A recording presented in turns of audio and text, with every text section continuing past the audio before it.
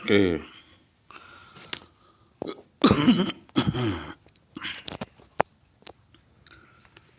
Oke, kembali saya tegaskan ya, saya sampaikan apa amanat daripada Bapak Presiden, Bapak Prabowo, bahwa pangkat adalah penghormatan yang diberikan masyarakat kepada pejabat, di mana nasib keamanan, perlindungan diri, dan masa depan masyarakat berada di atas pundak rakyat. Pundak Anda. Rakyat mengerti, dan bila rakyat membutuhkan atau memerlukan, seharusnya saudara segera untuk melaksanakan tugas yang diamanatkan oleh rakyat. Kepada pimpinan-pimpinan, peran serta mereka sebagai penegak hukum menjadi pemimpin yang baik, diberi kepercayaan yang besar, harus mengayomi dan melindungi rakyat, mawas diri dan tertib, dan selalu di tengah-tengah rakyat. Tentara rakyat dan polisi rakyat itu sedang ada investigasi, mohon, kasus tentang persekusi-eksekusi dan aksi kejahatan ras yang dilakukan oleh Bribka Bambang Permadi, oknum anggota polisi di Jalan Mojolawaran Gabus, untuk diungkap.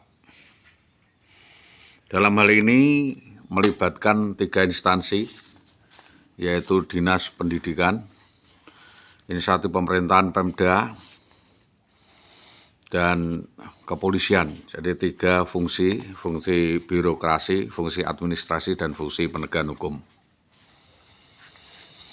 Apa yang kita dalami di sini adalah kesalahan yang sedang dilakukan pejabat.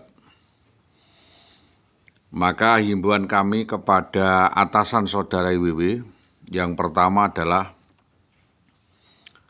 tidak memberikan pelayanan yang baik kepada masyarakat menurut bidang dan tugasnya masing-masing. Maka ini saya sampaikan sebagai pelanggaran pelayanan publik.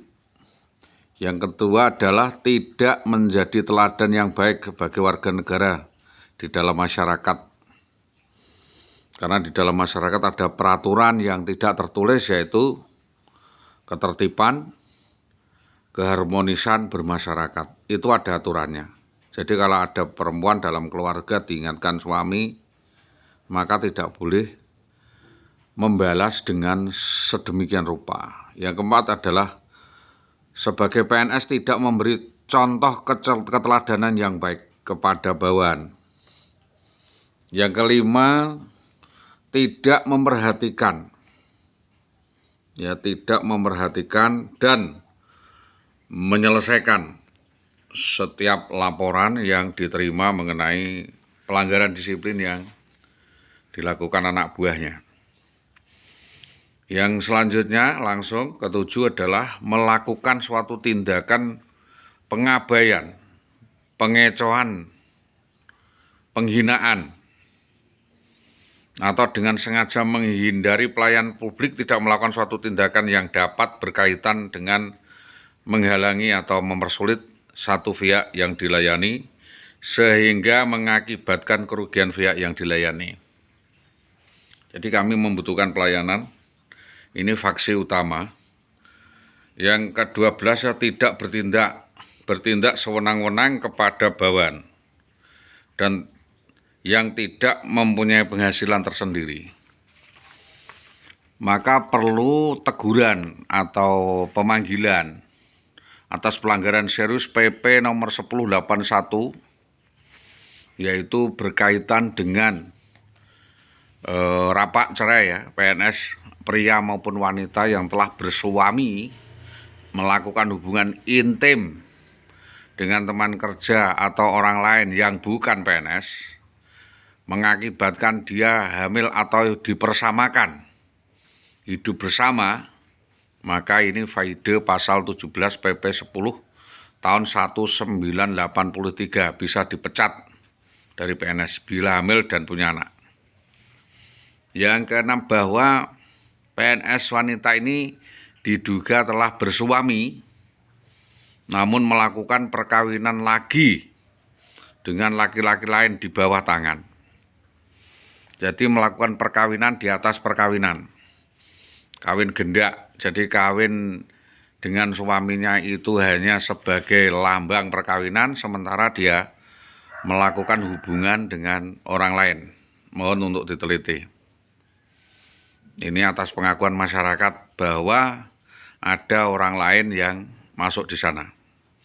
Jadi ini semua sesuai dengan ketentuan Undang-Undang Nomor 1 Tahun 1974, yaitu tindakan ini dipersamakan dengan kawin lari atau kawin tanpa izin atasan atau pejabat yang berwenang. Faedah pasal 16 PP 1083 dan ancamannya Saudara IWW dapat diberhentikan dengan tidak hormat dari pegawai negeri sipil. Selanjutnya tentang PPPNS atau wanita yang melangsungkan perkawinan dengan pria lain yang telah beristri, ya, sah secara adat, agama atau dengan cara lain, yang belum sesuai dengan ketentuan Undang-Undang Nomor 174 Faid pasal 16 PP 10 1983 dapat diberhentikan dengan hormat. Selanjutnya kejahatan pelanggaran jabatan dapat diberhentikan tidak dengan hormat sesuai dengan pasal 23 ayat 4 Undang-Undang Nomor 8 1974 Jungto PP Nomor 32 1979 pelayanan kemasyarakatan meninggalkan lebih dari 3 bulan. Ini tugas apa? Meninggalkan tugas lebih dari 3 bulan. Ini pemberhentian tidak dengan hormat. Ini diduga juga ada overspell dengan oknum kepala sekolah di Tambak Romo. Maka dalam hal ini kami meminta kepolisian menyelidiki atas dasar prinsip keadilan, prinsip kemanfaatan, prinsip konsistensi dan kepastian hukum. Upaya-upaya lain denda. Kita minta menuntut rekompensasi atas tuntutan dramaturgi yang dilakukan oleh Saudari WW ini, menuntut denda 800 juta rupiah dan sebagai ganti material 20 miliar. Jadi saya menuntut denda 20 miliar 800 juta atas perlakuannya kepada saya. Yang ketiga, jika hubungan suami istri itu putus, maka mulai terhitung mulai hari perceraian berlaku suami dihapus dari daftar suami yang berhak menerima pensiun. Kalau masih ada data tidak tercantum, maka di situ saudara yang bersangkutan mengembalikan kepada negara. Pasal 18 Undang-Undang Nomor 81. 300 hari setelah proses hukum yang lain. 300 hari setelah proses hukum yang lain. Jadi menurut undang 300 hari itu berarti sekira 1 tahun. Ya, oleh pengadilan umum yang lebih urgen. Dalam kasus perkawinan, melangsungkan perceraian atau kawin lagi, bersuami lagi lebih dari 1, PNS jadi istri simpanan, siri atau gendaan di tempat kerja, wanita kawin tanpa izin pejabat yang berwenang, pemberhentian dengan hormat tidak atas permintaan sendiri, diproses sesuai dengan pasal 16 PP nomor 10 1983B, hidup kumpul kebo bersama pria lain tanpa ada ikatan perkawinan yang sah, pemberhentian tidak atas permintaan sendiri, pasal 17 PP nomor 10 1983. Jadi ini sementara usaha saya, usulan saya, kita sudah usahakan pirang-pirang tahun. Jadi kalau memang hal ini nanti terbukti dan dibuktikan oleh kepolisian bahwa yang bersangkutan menelantarkan dengan sengaja suaminya, selama 6 tahun berjalan tidak ada koordinasi. Hal ini menurut Undang-Undang RI Nomor 35 Tahun 2014 juga tentang perubahan atas Undang-Undang Nomor 23 Tahun 2022 tentang Perlindungan Anak, Pasal 76A, dan setiap orang dilarang: 1. Menelantarkan anak secara diskriminatif mengakibatkan anak mengalami kerugian. Jadi kerugian di situ kerugian mental, material, maupun moral, sehingga menghambat fungsi sosial.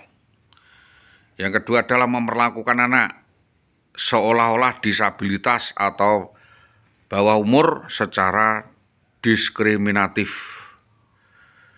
Pasal 77, setiap orang yang melanggar ketentuan sebagaimana dimaksud di dalam pasal 76A dipidanakan dengan pidana penjara paling lama 5 tahun dan atau denda paling banyak 100 juta rupiah. Maka kepada kepala-kepala sekolah SD Tambak Romo ini, apakah ada maladministrasi, minta bantuan kepolisian untuk memeriksa atas salah satu data guru, data eliminasi, ya, data yurisdiksi, banyaknya perkara kriminal pidana yang melibatkan Saudari Indah Wahyudiawati dan pejabat-pejabat di Dinas Tambak Romo terpisah dengan data Dinas Pendidikan, akan melakukan koordinasi dengan Dinas Pendidikan Kabupaten Pati atau orang tua dari yang bersangkutan yang telah melaporkan bukti pelaporan dugaan perampasan, penculikan, penguasaan anak kepada Dinas Pendidikan Tambak Romo. Sampai hari ini belum ada diterbitkan keterangan dan belum ada kesimpulan dari kejadian demi kejadian tersebut. Petunjuk: Pasal 77, setiap orang yang melanggar ketentuan sebagaimana dimaksud di dalam pasal 76A dipidana dengan pidana penjara paling lama 5 tahun dan atau denda paling banyak 100 juta rupiah. Jadi Undang-Undang Perlindungan Anak ini terhadap SD 03 Tambak Romo yang diduga ada oknum-oknum kepala sekolah ini sengaja merampas hak terhadap keberadaan anak-anak yang patut diduga terindikasi melanggar Undang-Undang RI Nomor 35 Tahun 2014 ya, tentang perubahan Nomor 23 Tahun 2002 tentang Perlindungan Anak. Hal ini juga sinkron dengan surat edaran atau tentang hukuman disiplin bagi PNS yang melanggar PP nomor 10 1983 Jungto PP nomor 45 tahun 1990 tentang izin perkawinan dan perceraian bagi PNS, bahwa sehubungan dengan beberapa pertanyaan mengenai penerapan hukuman disiplin bagi PNS yang melanggar ketentuan peraturan pemerintah nomor 10 tahun 1983 tentang izin perkawinan dan perceraian bagi pegawai negeri sipil sebagaimana telah diubah dengan peraturan pemerintah nomor 53 tahun 2010 tentang disiplin pegawai negeri sipil, dengan hormat disampaikan sesuai dengan pasal 2, pasal 3 ayat 1, pasal 4 ayat 1 dan ayat 2, pasal 14, pasal 15, pasal 16, pasal 17 ayat 1 PP nomor 10 1983 Jungto PP nomor 45 tahun 1990 sebagaimana memuat ketentuan: 1. Pegawai negeri sipil yang melangsungkan perkawinan pertama wajib memberitahukan secara tertulis kepada pejabat melalui saluran hierarkis selambat-lambatnya 1 tahun setelah perkawinan, dan itu minggat tanpa pemberitahuan lebih dari 1 tahun. Yang kedua, ketentuan sebagian dimaksud pada angka 1 berlaku bagi PNS yang telah menjadi duda janda yang melangsungkan perkawinan lagi. Selanjutnya 3 PNS yang akan melakukan perceraian wajib memperoleh izin atau surat keterangan lebih dahulu dari pejabat. Jadi kepolisian bisa mencari keterangan tentang izin tersebut, pola izin tersebut, izinnya apa. Yang ketiga, PNS yang beristri lebih dari seorang wajib memperoleh izin dari pejabat. Yang ketiga, PNS tidak diizinkan untuk menjadi istri kedua, ketiga, atau keempat, kecuali ada ketentuan lain. Yang keenam, PNS dilarang hidup bersama, ya.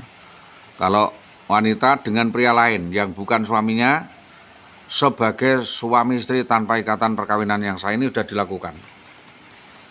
Ini saya meyakini sudah dilakukan. Cuma kita kesulitan membuktikan. Yang ketujuh adalah PNS yang melanggar salah satu ketentuan atau lebih kewajiban ketentuan di situ dan lain sebagainya, tidak melaporkan perceraiannya dalam jangka waktu 1 tahun, ya, terhitung mulai terjadinya perceraian, dan tidak melaporkan perkawinannya yang kedua, ketiga, maka dijatuhi salah satu hukuman disiplin berat berdasarkan PP nomor 30 tahun 1980 tentang peraturan disiplin PNS. Yang ke-8, PNS wanita yang melanggar ketentuan pasal 4 ayat 2 dijatuhi hukuman disiplin pemberhentian tidak dengan hormat sebagai PNS. Yang ke-9, bahwa atasan yang melanggar ketentuan pasal 9 ayat 2 dan pejabat yang melanggar pasal 12 dijatuhi salah satu hukuman disiplin berat berdasarkan PP nomor 30 tahun 1980 tentang peraturan disiplin PNS. Yang ke-10 ini paling urgen, yaitu PNS yang menolak melaksanakan ketentuan pembagian gaji sesuai dengan ketentuan pasal 8 dapat dijatuhi salah satu hukuman disiplin berat berdasarkan PP nomor 30 tahun 1980 tentang peraturan disiplin PNS bab 2, ya, ayat 6, 10 dan 14. Ini bab 2 6, 10, dan 14. Pada tata cara penjatuhan hukuman disiplin berdasarkan ketentuan pasal 15 dan atau pasal 16 peraturan pemerintah ini dilaksanakan sesuai dengan PP nomor 30 tahun 1980 tentang disiplin PNS, yaitu Jungto 53 2010 PP 10 nomor ya 2 PP 10 2010, yang intinya bahwa pada pasal 50 ayat 2 peraturan pemerintah nomor 53 2010 atau PP 1083 PP 10 tahun 1983, di mana bahwa pada saat peraturan pemerintah ini mulai berlaku, PP nomor 30 1980 tentang peraturan disiplin PNS dicabut. Ya, PP nomor 30 80 dicabut. Ya, dicabut, dinyatakan tidak berlaku. Sehingga PP tersebut berlaku 53 tahun 2010 tentang disiplin. Maka pada angka 4, angka 10 nomor 5 peraturan Kepala BKN nomor 51 tahun 2010 tentang ketentuan pelaksanaan peraturan pemerintah nomor 53 tahun 2010 tentang disiplin pegawai negeri sipil ditentukan bahwa dengan berlakunya PP nomor 53 tahun 2010 tentang disiplin PNS atau PNS yang melanggar ketentuan PP nomor 10 tahun sekian-sekian 83 tentang izin perkawinan dan perceraian bagi pegawai negeri sipil Jungto PP nomor 45 tahun 1990 dapat dijatuhi salah satu jenis hukuman disiplin berat berdasarkan PP nomor 53 2010. Yang kedua, bahwa berdasarkan hal tersebut dapat kami uraikan, dapat kami tegaskan bahwa dengan dicabutkannya PP nomor 30 tahun 1980 tentang peraturan disiplin PNS dan berlakunya PP nomor 53 tahun 2010 tentang disiplin PNS, maka PNS yang melanggar PP nomor 10 tahun 1983 Jungto PP nomor 45 tahun 1990 dapat dijatuhi salah satu hukuman disiplin tingkat berat berdasarkan PP nomor 53 tahun 2010 tentang disiplin PNS, terkecuali bagi PNS wanita yang menjadi istri kedua, ketiga, keempat dijatuhi hubungan disiplin berupa pemberhentian tidak dengan hormat sebagai PNS. Demikian, atas perhatian semua pihak diucapkan terima kasih. Tembusan Wakil Kepala Badan Kepegawaian Daerah, semua deputi di lingkungan Badan Kepegawaian Negara dan Kepala Kantor Regional. Maka dalam hal ini bukannya saya membela diri, saya sudah ditinggalkan Saudari Indah Wahyu Widiawati sejak tahun 2010. Sejak kejadian itu terjadi, saya diterlantarkan. Jadi unsur penterlantaran inilah yang harus diprioritaskan, diutamakan bagaimana upaya penyelesaiannya. Jadi ini sudah tertunjuk di situ ada unsur tunjangan beras, ya, ada unsur tunjangan beras ya. Berarti itu dibagi 3 nggak masalah. Terus tunjangan atau gaji pokok, tunjangan istri dan tunjangan anak. Jadi tunjangan istri dan tunjangan anak. Nah, istri itu mutatis mutandis, ya otomatis tunjangan suami. Terus selanjutnya bahwa dalam hal ini ada hal-hal lainnya yang ditinggalkan, yaitu tanggung jawab terhadap utang piutang yang selama ini ditinggalkan dari peristiwa kejadian itu, maka otomatis impedansi kepentingan dampak hukum yang harus dibangun, yaitu pentersangkaan Saudari WW dan BP. Sedangkan BP jika tidak terbukti berarti ada lainnya, karena memang otak sulit dibuktikan. Otak dari kasus terjadinya penculikan itu tidak lain dan tidak bukan adalah WW, maka otomatis yang dapat ditersangkakan terlibat di dalam peristiwa itu baik yang melakukan, membujuk, memfasilitasi, dan menjadi saksi serta turut membantu semua yang tidak beres dalam hal itu harus dibereskan, dituntut semua. Bahkan jika seorang keluarga atau ibu pun terlibat dalam kasus ini harus dituntut. Karena apa? Ini sesuai dengan pelanggaran pasal 306. Perbuatan ini bisa dikategorikan perampokan, perampasan dan percobaan pembunuhan. Sesuai dengan pasal kategori 306, perbuatan itu diancam 7 tahun 6 bulan. Satu, bahwa satu perbuatan yaitu 305, 304 itu berakibat luka berat, maka yang bersalah dipidana dengan pidana penjara selama-lamanya 7 tahun 6 bulan. Dan pidana itu disampaikan kan sejak diketahui. Jadi urnul. Jadi pidana itu terjadi karena apa? Sejak diketahui dan baru melapor itu 0, baru diketahui menjadi fakta. Karena suatu tindakan baru diketahui menjadi fakta. Maka pada pasal 304, orang yang dengan sengaja membiarkan orang dalam kesengsaraan sedang ia wajib memberi kehidupan, perawatan, pemeliharaan kepada orang itu karena hukum yang berlaku baginya atau karena perjanjian, misalnya dalam perkawinan atau dalam lain sebagainya, maka ditambah sepertiganya, hukumannya ditambah sepertiganya. Ini permintaan yang dilakukan pengadu yang terhina dengan memasukkan permintaan bercerai, dibebaskan dari kewajiban. Kenapa? Overspell itu dilaporkan sangat sulit. Kita sudah melaporkan ke Polsek Gabus waktu itu adalah tuntutan terhadap Saudari WW yang melakukan lari dari rumah. Dan kejadiannya lari itu di tengah jalan Mojolawaran Gabus secara mendadak.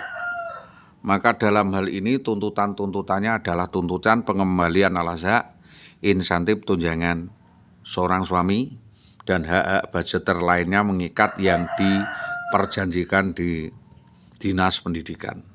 Maka dalam hal ini kami menuntut, mungkin jika ada perdata yang menuju pidana, justru dengan adanya perdata ini menjadi petunjuk adanya suatu pidana. Jadi pidana dulu dia melakukan persekusi dan percobaan pembunuhan kepada suaminya, tetapi gagal. Lalu dia membuat rekayasa lainnya, yaitu pemerasan dengan skenario perceraian, tapi perceraian itu untuk pemerasan. Ya toh? Maka setelah perceraian itu terjadi, ya, setelah perceraian itu terjadi secara otomatis pidana berjalan lagi, Pak. Jadi saya melaporkan suatu tindak pidana bercerai, lalu kita menyampaikan kepada Polres lagi, itu pidana lagi. Dan pemilik hukum di situ adalah Polsek Gabus, karena TKP-nya adalah di Mojolawaran Gabus. Entah apapun kejadiannya, tapi TKP kejadian itu di Mojolawaran Gabus. Ada rekayasa, Pak. Ada perencanaan yang direncanakan sejak dari keberangkatannya di Magelang, seperti itu. Maka hal ini, karena ini seperti kejadian Sambo, maka kita membutuhkan pemikiran kepolisian dalam rangka untuk penegakan hukum dari akar-akarnya. Kok sampai ada kejadian seperti itu, akarnya seperti apa? Saya jelas dikibuli habis-habisan, Pak. Saya tertipu, saya merasa dihapusi, maka dalam hal ini sebagai korban saya meminta Bapak Kapolsek Gabus untuk memberikan shock terapi, memberikan kekuatan kepada kami untuk menuntut Saudara Indah Widiawati dan kroni-kroninya, karena di situ sanksi kedinasan di internal kepolisian sudah berjalan, maka kita menuntut sanksi kedinasan yang disampaikan kepada Dinas Pendidikan Tambarono untuk memberi sanksi pemecatan dengan tidak hormat kepada Saudari Indah Widiawati itu. Jadi ini berkaitan dengan banyak permasalahan. Jangan melihat di permukaan tentang suksesnya, tapi proses persoalan ini sehingga kasus ini menjadi tupoksi bersama, berhadapan dengan pengaduan-pengaduan dan laporan-laporan yang harus dibuktikan tentang pidana yang dilakukan seseorang, yaitu merujuk pasal 284, 287, 297, 310, 330, ya, 284, 287, 293, 310, 333, Jungto 322 dan 369 KUHP dalam pokok pengaduan, yaitu diperuntukkan untuk menuntut peristiwanya. Jadi menuntut peristiwanya. Jadi dalam hal ini semua statusnya adalah terperiksa. Terperiksa termasuk oknum polisi yang menanganinya, dan pengaduannya disusun sebagai berikut. Saya minta agar peristiwa perampasan penculikan yang dilakukan oleh bla bla bla bla sehingga bawa lari istri orang senantiasa dapat dituntut. Ini saya minta agar peristiwa persekusi-eksekusi tersebut atas anak dan istri saya ini diberita acarakan untuk sebagai bahan keterangan bersama, karena para pelaku memfitnah saya sebagai seorang penjahat. Para pelaku menyatakan saya sebagai orang gila. Semua pelaku membuat persepsi saya sebagai pelanggar hukum, seolah-olah saya yang menjadi tersangka. Jadi percekcokan kecil dengan suami istri itu tidak semua KDRT, tidak memenuhi unsur sebuah KDRT. Karena di situ ada unsur-unsur kejahatan yang direkayasa justru oleh Saudari Indah Widiawati dan kroni-kroninya. Nanti kepolisian kami meminta untuk menyelidiki seluruh kroni-kroninya. Karena dari atas sudah memberi penjelasan, maka saya kembalikan kasus ini kepada Polsek Gabus, karena di netralitasnya di sana. Kalau di Tambak Romo terlalu dekat dengan kantor dan mungkin ada intervensi karena wilayah Tambak Romo. Sedangkan di Winong ya tidak kompetensinya karena hanya memberi keterangan bahwa hal itu benar terjadi. Saudara WW minggat kabur dari rumah selama sekian lama tahun. Dan itu seluruh administrasi KK maupun KTP ditahan oleh Bayan Agus 4 tahun setelah itu saya tidak punya KTP.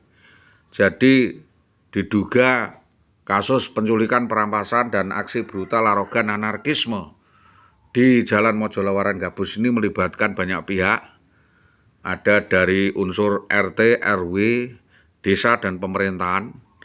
Ya terutama diotai oleh oknum ketua BPD atas nama Siswanto dan Surini.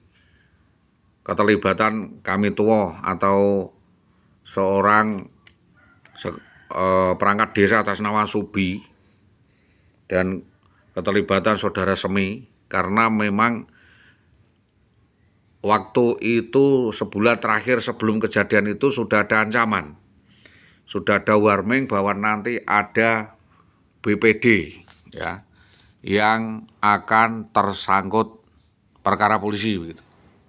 Jadi seolah-olah ada kejadian itu, mungkin ada beberapa oknum anggota polisi yang bekerja sama dengan pemerintahan Desa Karangkonang sehingga hal ini harus diungkap. Saya hanya menyampaikan kisi-kisi ini kepada Bapak Kanit Reskrim Polsek Gabus untuk kembali membuka-buka file yang saya sampaikan melalui surat, dan semuanya itu untuk diberikan poin aplaus atau menjadi catatan khusus sehingga hal itu tidak kedederan, Pak. Itu sehingga saya minta peristiwa persekusi dan eksekusi dan penculikan atas anak-anak dan istri saya di Mojolawaran Gabus ini diungkap, karena di situ marilah kita persoalan ini kita buka lebar-lebar agar ada poksi tertentu di dalam rangka penyelesaian kasus. Karena yang jadi korban adalah saya, yang dirugikan atas tipu daya itu adalah saya. Jadi reka kejadian yang saya sampaikan itu merupakan kronologi extraordinary crime. Ada sistem untuk mengungkap kasus seolah-olah di situ di Dinas Tambak Romo ada mafia. Kenapa IWW ditakuti atau bagaimana? Karena muatan, syarat, isi, dan kasus dapat dilihat dari berbagai motif. Bahwa tidak serta-merta semua orang yang sepenuhnya mengetahui, mengerti, itu berani menghadapi masalahnya. Jadi tidak serta-merta semua orang sepenuhnya mengetahui, mengerti, dan berani menghadapi persoalannya sendiri-sendiri. Jadi tanpa ada pendampingan dan langkah-langkah penasihat hukum yang membackup di belakangnya, tentu hal itu bisa dimentahkan. Kalau belakangan ada Sri Tomo yang meminta tebusan uang sejumlah 600 juta agar anak dan istri korban dilepaskan, maka Sri Tomo juga minta dihadirkan dan diteliti statusnya menahan orang sampai puluhan tahun itu apa, sehingga tidak bisa ditemui. Dengan begitu kasus ini berhenti dan saksi-saksi dalam kejadian sudah pada meninggal dunia atau sudah melarikan diri. Jadi tersangka ini bentayangan ronor ini, Pak. Ini menjadi pembelajaran reskrim agar dapat bekerja profesional, agar bisa presisi, dapat melaporkan ulang kasus tersebut daripada prematur atau salah langkah, salah norma etika dan kode etik. Tentunya kita menjadi pembelajaran bersama, karena beberapa alasan kenapa Polres tidak mau membuka lebar-lebar kasus tersebut, karena kasus ini sifatnya politis, mungkin menyangkut suatu jabatan dan lain sebagainya, tentu sangat kami hormati. Dan sebagai tanggung jawab publik untuk menjamin keamanan bagi pengadu termasuk pelapor, menyembunyikan identitas pengadu, alasan lain mengapa sampai kasus ini tidak pernah terpecahkan, dan tidak dibuka lebar-lebar, mungkin kasus ini yang dikatakan kasus rumit atau sulit berkaitan dengan perebutan wewenang.